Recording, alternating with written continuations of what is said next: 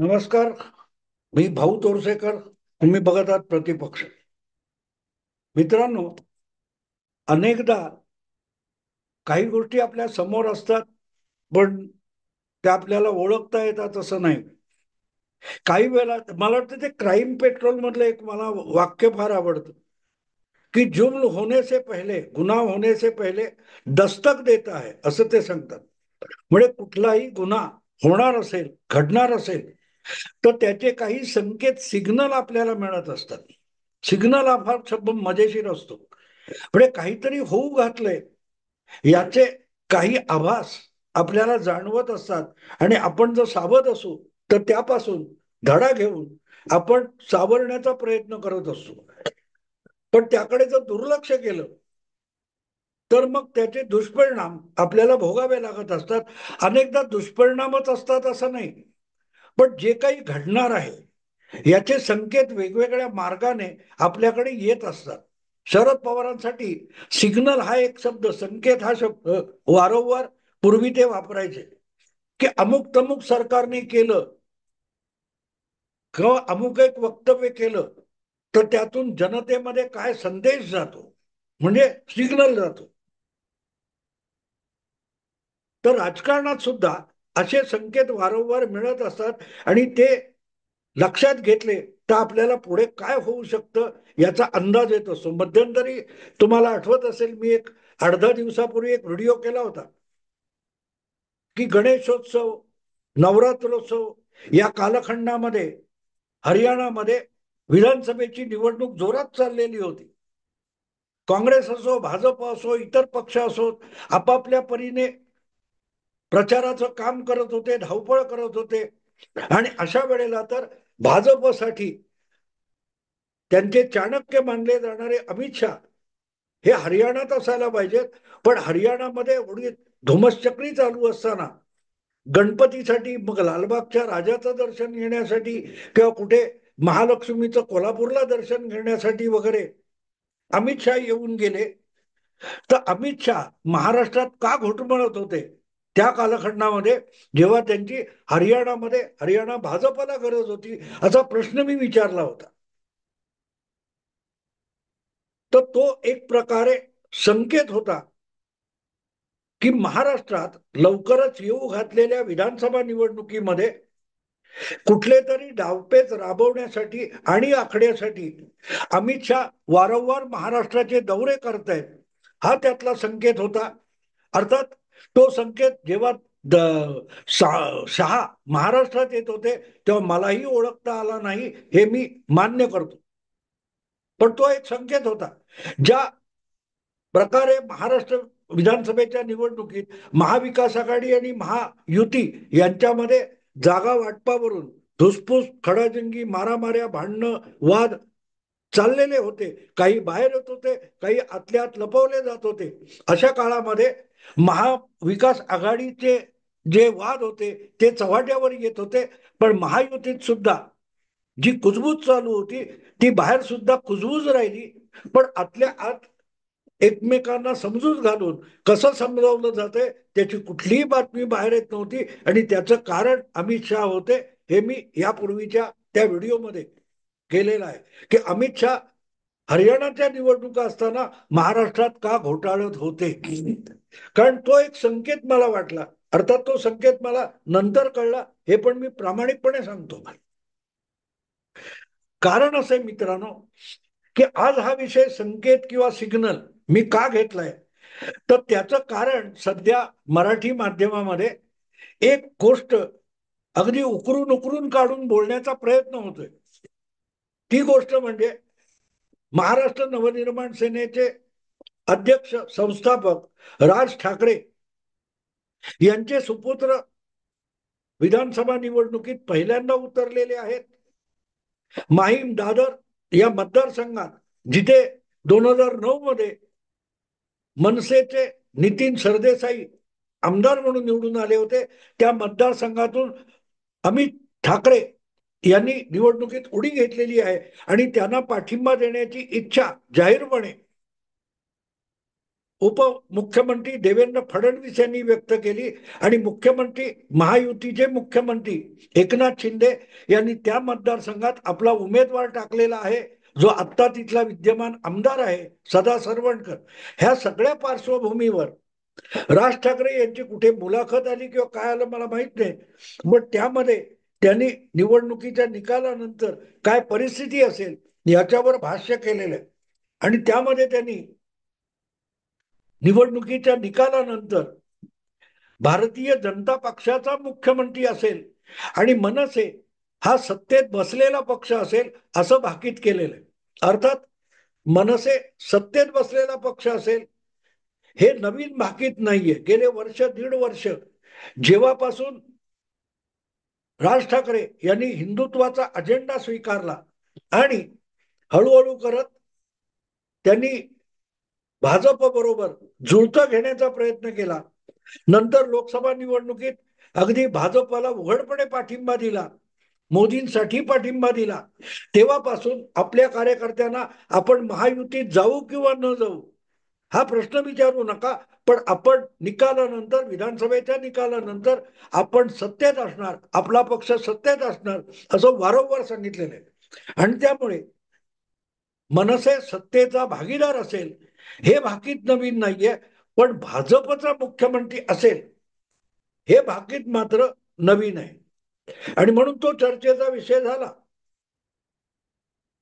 मुद्दा असा आहे की जर आग्रह करून सुद्धा, हट्ट करून सुद्धा महाविकास आघाडीने उद्धव ठाकरे यांना मुख्यमंत्री पदाचा चेहरा बनवायला साफ साफ आणि स्पष्टपणे नकार दिला, उद्धव ठाकरे आणि संजय राऊत कितीही हातपाय आपटत बसले तरी निवडणुकीपूर्वी महाविकास आघाडीच्या मुख्यमंत्री पदाच्या चेहऱ्याचं आणि नावाची घोषणा करायला काँग्रेस आणि महाविकास आघाडी तयार नव्हती.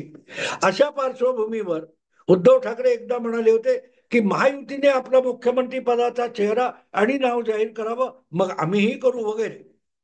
पण महायुतीला तसं नाव आणि चेहरा पुढे करण्याची गरज नव्हती. जेव्हा तुमच्या पक्षाचा म्हणजे महायुतीचा मुख्यमंत्री सत्तेत बसलेला आहे आणि त्याच्याच नेतृत्वाखाली महायुती जर निवडणूक लढवणार असेल तर एक गृहीत असतं की तोच मुख्यमंत्री पदाचा भावी चेहरा आहे. तुम्हाला आठवत असेल तर 2009 मध्ये, मला वाटतं 2009 मध्ये महाराष्ट्राचे मुख्यमंत्री सुशील कुमार शिंदे होते आणि सुशील कुमार शिंदे यांच्या नेतृत्वाखाली 2004 मध्ये सुशील कुमार शिंदे हे महाराष्ट्राचे मुख्यमंत्री होते आणि त्यांच्याच नेतृत्वाखाली महाराष्ट्रातल्या विधानसभा निवडणुका लढवल्या गेल्या. पण ज्या वेळेला महाविकास आघाडीला परत एकदा बहुमत मिळालं किंवा बहुमताच्या जवळपास ते आले आणि परत एकदा काँग्रेसचाच मुख्यमंत्री होणार हे निश्चित झालं होतं, तेव्हा सुशील कुमार शिंदे मुख्यमंत्री होतील ही अनेकांची अपेक्षा होती. पण आमदारांपैकी बहुसंख्याकांनी सुशील कुमार शिंदे यांच्या नावाला साफ नकार दिला आणि सोनिया गांधींना काय ते निरीक्षक पाठवून आमदारांचं मत आजमावावं लागलं आणि त्यातून विलासराव देशमुख हे परत एकदा 2004 मध्ये मुख्यमंत्री झाले. त्यामुळे निवडणुकीत मुख्यमंत्री पदाचा चेहरा कोण हा 2004 मध्ये प्रश्न नव्हता, 2009 मध्ये पण प्रश्न नव्हता.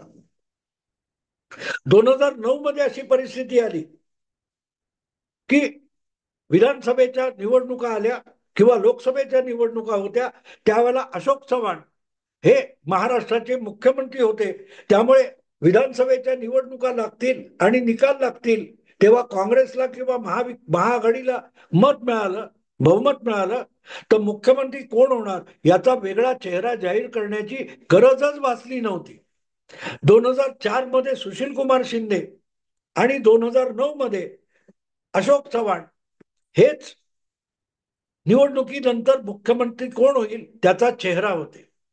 आणि म्हणून काँग्रेस सांगते की आम्ही कधीच मुख्यमंत्री पदाचा चेहरा जाहीर करत नाही, कारण त्यांचा मुख्यमंत्रीच निवडणुकीत त्या पक्षाचं किंवा त्यांच्या आघाडीचं नेतृत्व करत होता. साहजिकच आजच्या परिस्थितीमध्ये महायुती जर एकनाथ शिंदे यांच्या नेतृत्वाखाली लोकसभेच्या पाठोपाठ विधानसभेच्या निवडणुकीला सामोरी जात असेल तर वेगळा मुख्यमंत्री पदाचा चेहरा समोर आणण्याची गरज नव्हती. आणि नाही,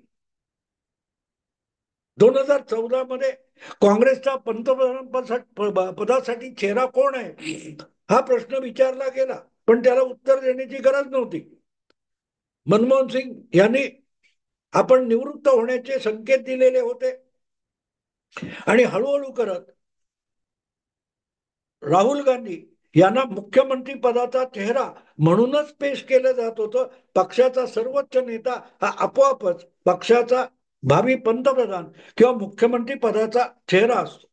आणि सांगायचा मुद्दा असा की म्हणूनच आज घडीला महायुती जेव्हा निवडणुकीला सामोरं जाते तेव्हा एकनाथ शिंदे हाच बहुमत मिळाल्यानंतर महायुतीचा मुख्यमंत्री असेल हे महायुतीला आज सांगण्याची गरज उरलेली नाही. 2019 मध्ये मुख्यमंत्री पदावर देवेंद्र फडणवीस आरूढ झालेले होते आणि मी पुन्हा येईन असताना मी मुख्यमंत्री होईन असं म्हणत नव्हते, पण तोच निवडणुकीतला मुख्यमंत्री पदाचा चेहरा होता युतीचा हे उघड गणित होतं. पण ते सुद्धा झाले असं नाही. सांगायचा हेतू असा की जर महायुतीने घोषित केलेलं नसलं तरी अघोषित स्वरूपामध्ये एकनाथ शिंदे हेच मुख्यमंत्री पदाचा चेहरा असतील तर मग नवनिर्माण सेनेचे महाराष्ट्र नवनिर्माण सेनेचे अध्यक्ष राज ठाकरे हे भाजपचा मुख्यमंत्री होईल असं का म्हणतायत, हे असं कोड्यात का बोलतात असा प्रश्न अनेकांना पडणं स्वाभाविक आहे. आणि मग त्याचे अर्थ लावण्याचा प्रयत्न केला जातो की उद्या संख्याबळ चांगलं असेल आणि एकनाथ शिंदे यांची गरज उरलेली नसेल तर मग भाजप एकनाथ शिंदेना बाजूला सरून देवेंद्र फडणवीस किंवा भाजपच्या कुठल्या दुसऱ्या नेत्याला मुख्यमंत्री पदी बसवण्याच्या तयारीत आहे का असाही प्रश्न अनेकांच्या मनात घोटाळू शकतो. आणि मग ज्यांना संभ्रमच निर्माण करायचे असतात असे लोक आपोआपच त्याला फाटे फोडायला सुरुवात करतात. ज्या लोकांना अशा चर्चा करायच्या असतात त्यांच्या हाती मग राज ठाकरे यांचं विधान हे कोलीत सापडल्यासारखं होतं. बघा, भाजप हा नेहमी मित्र पक्षांना दगा देतो, ही एक राजकीय आकलनाची फॅशन झालेली आहे. त्यामुळे भाजप हा पुढल्या काळात एकनाथ शिंदेना दगा देणार असाच प्रचार ज्यांना करायचा आहे त्यांच्यासाठी राज ठाकरे यांचं विधान हे हातात कोलीत सापडल्यासारखं आहे. पण म्हणून ते खरं होईल असं बिलकुल नाही आणि म्हणूनच त्याचा वेगळ्या प्रकारे विचार करावा लागतो. अनेकदा गंमत अशी असते की एखादी गोष्ट ठरते तसंच होते असं नाही. विलासराव देशमुखांनी सुशील कुमार शिंदेनी, अशोक चव्हाणांनी, देवेंद्र फडणवीसांनी आपापल्या पक्षाला आणि आघाडीला युतीला निवडणुकीत बहुमत मिळवून दिलं, पण म्हणून त्यांच्या पदरी मुख्यमंत्री पद पडलं होतं असं बिलकुल नाही. उद्धव ठाकरेंनी दगाबाजी केली आणि युतीला बहुमत मिळाल्यानंतर सुद्धा देवेंद्र फडणवीसांना विरोधी नेते पदावर बसावं लागलं होतं. भविष्यात काय घडलंय हे आत्तापासून सांगता येत नाही, पण मग राज ठाकरे हे भविष्यवेत्ते झालेत का? नसेल तर त्यांनी अशी भाषा का वापरावी? ह्या सगळ्या प्रश्नांची उत्तरं शोधायला लागतील. तर त्याचं कारण असं असतं मित्रांनो की भविष्यामध्ये काय काय कोण कोण करेल ह्याचा भरोसा देता येत नाही. ज्या प्रकारे आजपर्यंत निवडून आलेले खासदार आमदार आपला पक्ष सोडून दुसऱ्या पक्षामध्ये बेधडक जात होते, त्याला अडथळा निर्माण करणं आणि त्याला वेसण घालणं यासाठी पक्षांतर विरोधी कायदा आला, तर त्याला बगल देऊन सुद्धा अशी पक्षांतर होत राहिली. महाराष्ट्रात शिवसेना आणि राष्ट्रवादी हे दोन पक्षच फुटले आणि मूळ नेत्यांपासून फुटीर गटाने सगळा पक्षच गाबीज केला. शरद पवारांनी 2019च्या निकालानंतर अख्खा पक्ष युतीतून पळवला आणि लोकांना नको असलेलं सरकार आणून दाखवलं. हे सगळं जर निकालानंतर होत असेल तर मग निवडणुकीच्या निकालानंतर काय होईल याचा अंदाज बांधणं हे केवळ अशक्य होऊन जातं. तरीही राज ठाकरे असं का म्हणाले, तर तो त्यांचा मनसुबा असू शकतो. आपण दीर्घकाळ, त्याचं आणखीन एक वाक्य मला वाटते राज ठाकरे बोललेले आहेत की दीर्घकाळ ते शिवसेनेत, त्यांची राजकीय कारकीर्द ही शिवसेनेत बाळासाहेबांबरोबर सुरू झाली आणि बाळासाहेबांबरोबर काम करताना शिवसेनेचा एक तरुण नेता म्हणून राज ठाकरे यांनी जे काम केलेलं होतं त्यामध्ये अधिकाधिक त्यांना भारतीय जनता पक्षाच्या नेतृत्वाशी जवळीक करता आली, त्यांचा स्वभाव जाणता आला, त्यांच्याकडून राजकारण शिकता आलं.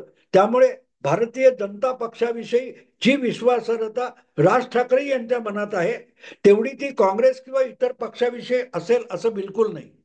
आणि म्हणूनच एक गोष्ट लक्षात घ्यायला लागते की राज ठाकरे जेव्हा भाजपचा मुख्यमंत्री होईल असं म्हणतात, तेव्हा त्याचे काय धागेदोरे त्यांच्याकडे आज असतील अशी शक्यता कमी असते. पण भाजपचा मुख्यमंत्री झाला तर अधिक सुकरपणे, सुसह्यपणे आणि सावधपणे त्या सरकारमध्ये मनसेचा सहभाग करून घेता येईल. सन्मानाने आपल्याला कोण वागवू शकेल, तर भाजप वागवू शकेल. याचा जो आत्मविश्वास राज ठाकरे यांच्यामध्ये आहे त्यातून हा मनसुबा तयार होऊ शकतो. उद्धव ठाकरेंचं उदाहरण समोर आहे. मुख्यमंत्री पदाच्या हव्यासापोटी दीर्घकाळ ज्या भाजप बरोबर युती होती त्या युतीत आपण सडलो असं उद्धव ठाकरे म्हणाले. वास्तविक भारतीय जनता पक्षाने गेल्या 25-30 वर्षामध्ये उद्धव ठाकरे असो किंवा शिवसेना असो यांना जितक्या सन्मानाने वागवलं त्याचा अर्धा सुद्धा भाग हा तुम्हाला महाविकास आघाडीत शिवसेना उभाटाला सन्मान मिळाला असं म्हणता येणार नाही. पदोपदी उपयोग करून घ्यायचा, पण जिथे वेळ येईल तिथे शिवसेनेला त्यांची अवकात दाखवून द्यायची, उद्धव ठाकरेंना त्यांची अवकात दाखवून द्यायची. हाच काँग्रेसचा आणि शरद पवारांचा खाक्या राहिलेला आहे. महाविकास आघाडी करायची आणि त्यात काँग्रेस सहभागी होणार याच्यावर शिक्कामोर्तब करून शरद पवार दिल्लीहून मुंबईला परतले किंवा विमानतळावरून सिल्वर ओकला जाताना ही खुशखबर ते उद्धव ठाकरेंना कलानगरात जाऊन वाटेत देऊ शकले असते आणि पुढे सिल्वर ओकवर जाऊ शकले असते. पण विमानतळापासून सिल्वर ओकला जाताना शरद पवार कलानगरच्या नाक्यावर डाव्या हाताला वळले नाहीत, ते सरळ सिल्वर ओकवर गेले आणि ते खुशखबर घेऊन आले. ते कळल्यानंतर उद्धव ठाकरे आपला बछडा म्हणजे आदित्य ठाकरेंना घेऊन पळत पळत सिल्वर ओकवर गेलेले होते. भारतीय जनता पक्षाचे अगदी वरिष्ठ नेते सुद्धा उद्धव ठाकरेंच्या काळात आणि अगदी बाळासाहेबांच्या काळात मातोश्रीवर येत होते. गेल्या 5 वर्षामध्ये काँग्रेसच्या सोबत असताना, शरद पवारांच्या सोबत असताना क्वचितच यापैकी कुठलाही मोठा नेता दुसऱ्या पक्षाचा हा मातोश्रीच्या पायऱ्या चढलेला आहे. प्रत्येक वेळेला उद्धव ठाकरेंना रुसून बसावं लागतं, तेव्हाच कोणीतरी काँग्रेसचा नेता तिकडे येतो. त्यामुळे भाजप बरोबर जाणं म्हणजे सन्मानाचा सौदा करणं आहे. हा जो आत्मविश्वास राज ठाकरेंमध्ये आहे त्या आत्मविश्वासापोटी ते म्हणतात की भाजपचा मुख्यमंत्री होईल. म्हणजे ही भाजपचा मुख्यमंत्री व्हावा म्हणजे मित्र पक्षांना सन्मानाने वागवलं जाईल, ही भावना राज ठाकरेंच्या मनात आहे. कारण तो त्यांचा अनुभव आहे शिवसेना नेता असल्यापासूनचा. अजूनही ते महायुतीत नाही, पण महायुतीत नसताना सुद्धा महायुतीचे नेते देवेंद्र फडणवीस असोत, एकनाथ शिंदे असोत, आशिष शेलार असोत, बावनकुळे असोत, भाजपचे वेगवेगळे नेते असोत, त्यांनी किती आमदार तुमच्या बरोबर आहेत याकडे ढुंकूनही न बघता राज ठाकरे यांना सन्मानाने वागवलेलं आहे, सन्मानाने वागवलेलं आहे. आणि म्हणून भाजपचा मुख्यमंत्री झाला तर आपल्याला सन्मानाने आणि अभिमानाने महायुतीत दाखल होता येईल, ही राज ठाकरेंच्या मनातली इच्छा आहे. आणि त्या इच्छेतूनच मग भाजपचा मुख्यमंत्री असेल अशी गोष्ट ते मनातली असलेली इच्छा बोलून दाखवत आहेत. त्यांच्याकडे किंवा पडद्याच्या मागे काय चाललंय मला माहिती नाही, पण एक गोष्ट साफ आहे, राज ठाकरे जेव्हा भाजपचा मुख्यमंत्री होईल म्हणतात, तेव्हा ती त्यांच्या मनातली अतीव इच्छा असू शकते. पण आत्ता तरी तशा काय हालचाली असतील असं मला वाटत नाही. भविष्य कोणालाही सांगता येत नाही. आत्ता इथेच थांबतो. आवडलं लाईक करा, शेअर करा आणि प्रतिपक्षाला सबस्क्राईब करा. नमस्कार.